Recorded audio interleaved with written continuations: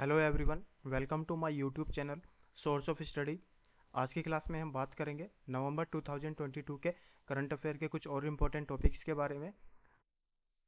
नवंबर के 2022 से रिलेटेड जो करंट अफेयर की वीडियो है, ये सेकंड पार्ट है। फर्स्ट पार्ट मैं ऑलरेडी ही अपने चैनल पर अपलोड कर चुका हूँ।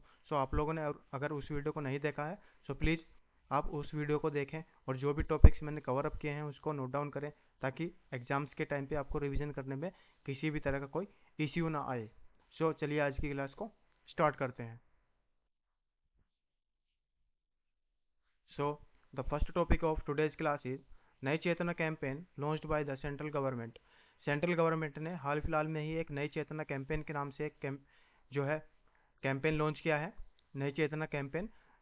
क्या क्या उसके कैरेक्टरिस्टिक्स होंगे, क्या क्या उसके फीचर्स हैं, क्या क्या उसकी विशेषताएं हैं, वो हम इन पॉइंट्स में डिस्कस करेंगे।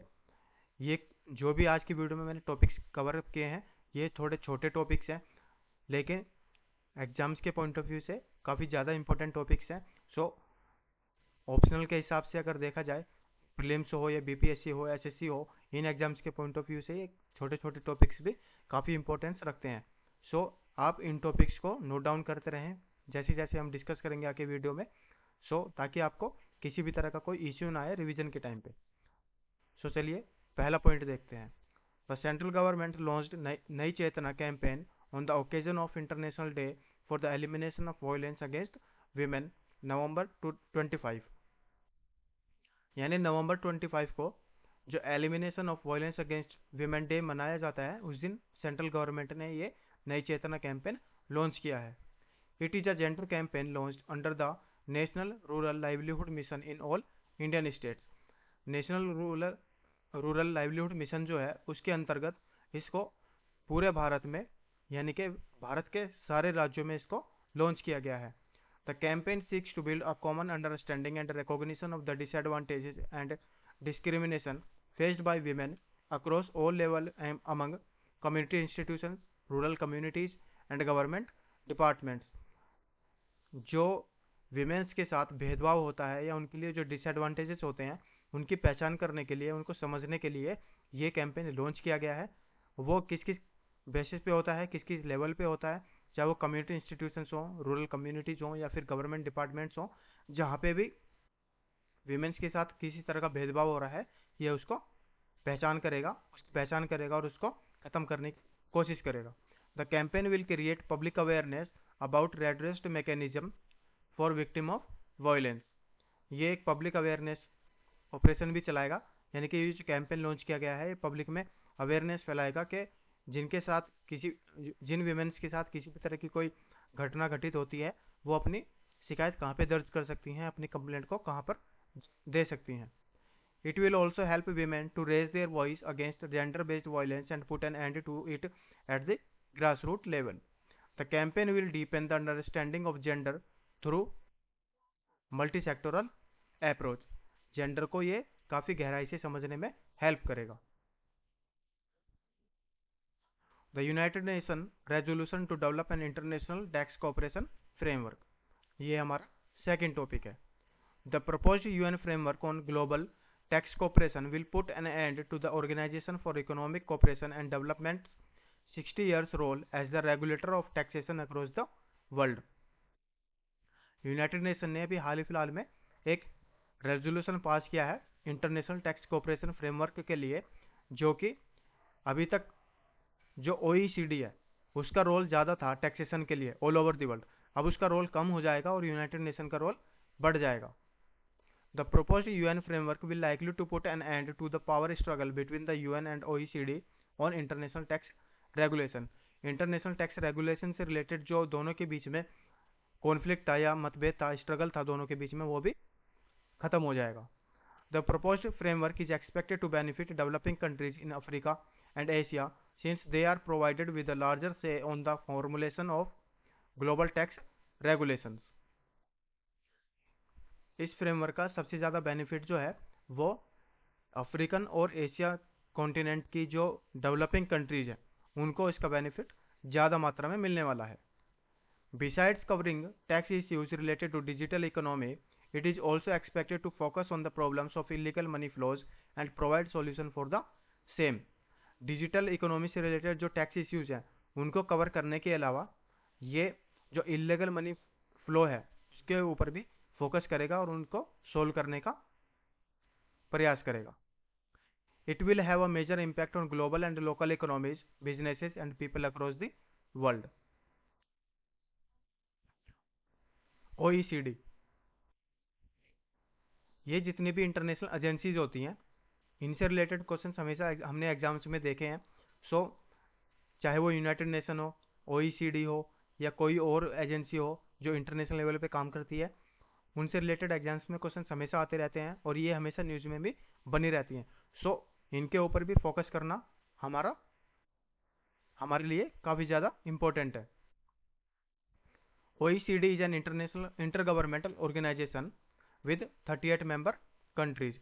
OECD जो है वो एक इंटरगवर्नमेंटल ऑर्गेनाइजेशन है जिसके अंदर 38 मेंबर कंट्रीज काम करती हैं. It was founded in 1961 to stimulate economic progress and world trade. 1961 में इसको फॉर्मुलेट किया बनाया गया था, फाउंड किया गया था इकोनॉमिक प्रोग्रेस के लिए और वर्ल्ड ट्रेड के लिए.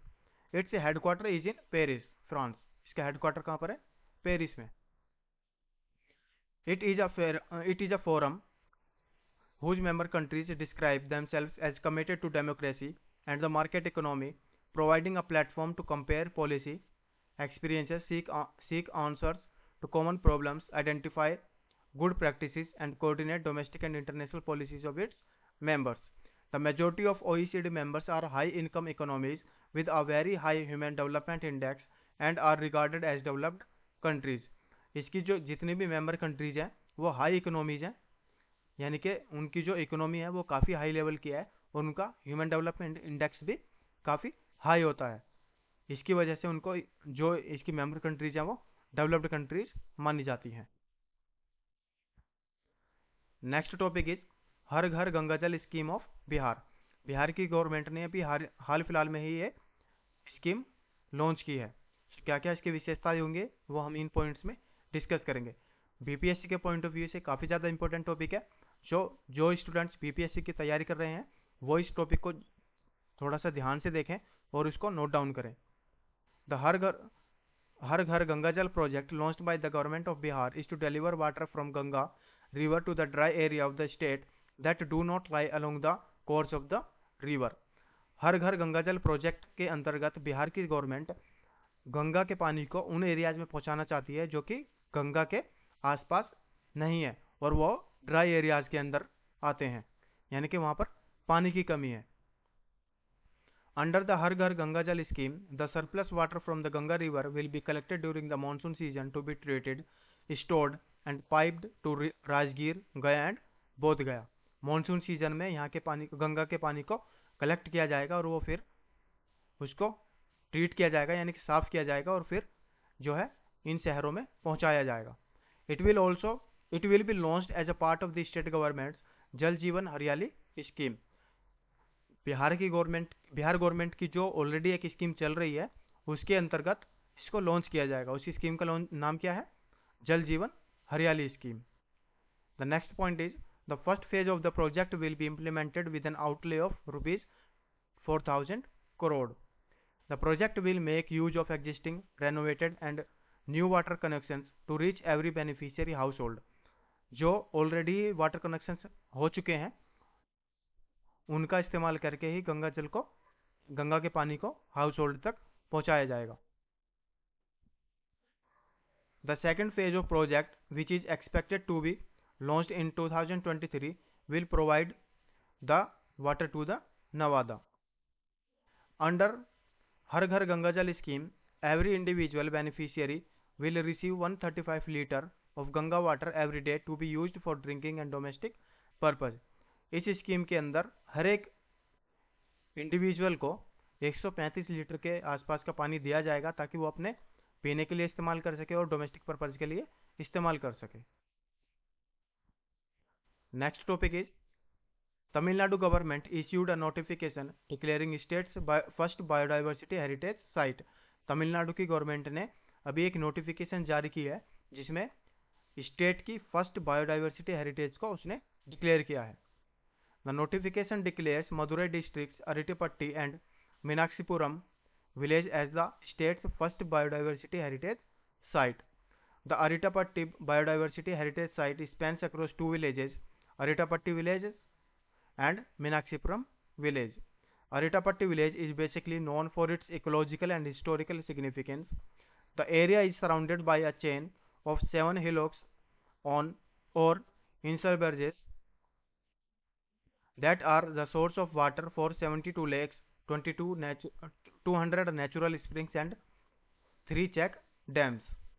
This BHS is also historically significant because of the presence of several megalithic structures, rock-cut temples, Tamil Brahmin inscriptions, and Jain beds.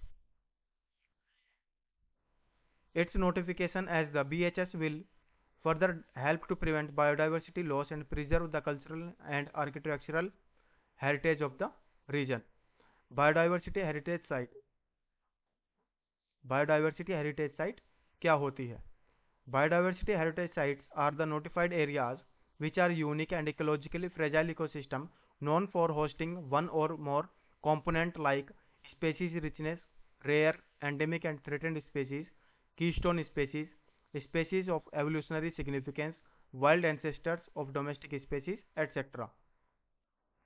Biodiversity heritage sites are significant from a biodiversity point of view and cultural aspect like sacred trees and sites or other larger community conserved areas. Fifth topic is COP27 approved the creation of loss and damage fund. COP27 से related मैं पूरी एक video अपने channel पर upload कर चुका हूँ. सो आप लोगों ने अगर उस वीडियो को नहीं देखा है सो प्लीज़ उस वीडियो को देखें क्योंकि करंट अफेयर का ये बहुत ही इंपॉर्टेंट टॉपिक है और COP27 से रिलेटेड एग्जाम्स में क्वेश्चंस आने वाले हैं. So, loss and damage fund has been created in order to compensate economically vulnerable countries for the damage they are facing due to climate linked disaster. जो countries climate की वजह से problem face कर रही हैं या उनको नुकसान हुआ है उसको कंपनसेट करने के लिए ये loss and damage fund create किया गया है. The aim of creating fund is to unlock a greater ambition to mitigate and adapt to climate change.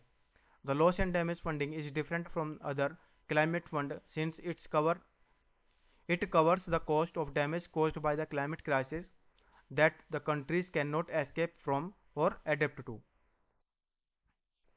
However, there lacks consensus over what should constitute as loss and damage caused by the climate change.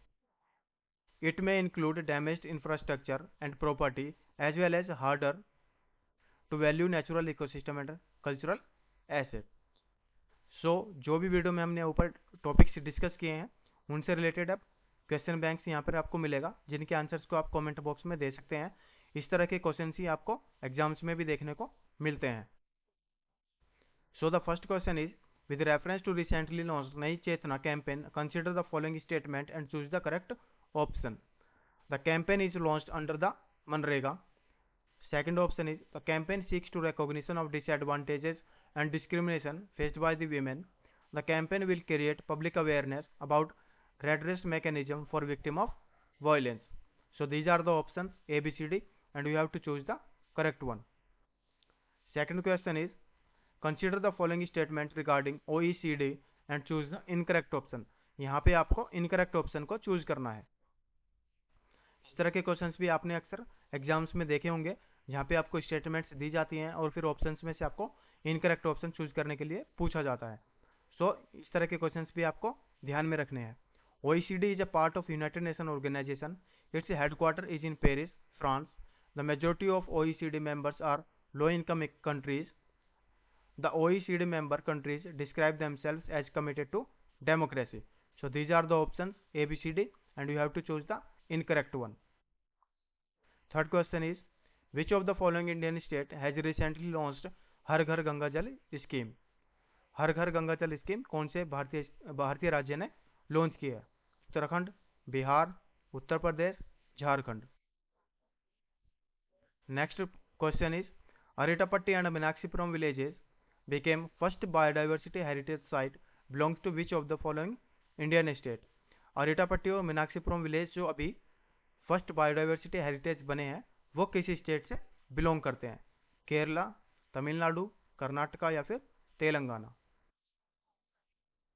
Fifth and the last question of this video. Loss and damage fund was created in which of the following conference of parties meeting? Conference of parties की जो meetings होती हैं उसमें कौन सी meeting में loss and damage fund बनाया गया है? COP 26, COP 27, COP 15 या COP 25? सो ये इंपॉर्टेंट क्वेश्चंस थे जो कि हमने ऊपर टॉपिक्स कवर किए हैं उनसे रिलेटेड। सो आप इनके आंसर्स को कमेंट बॉक्स में दे सकते हैं। सो आज की वीडियो में हम इतना ही कवर करेंगे, बाकी की वीडियोज में आगे भी लेके आता रहूँगा। सो आप लोगों से मेरी रिक्वेस्ट है कि आप लोग मेरे चैनल को सब्सक्राइब करें, वीडियो को लाइक करें और वीडियो को ज़्यादा से ज़्यादा शेयर करें। Thank you so much for joining our class.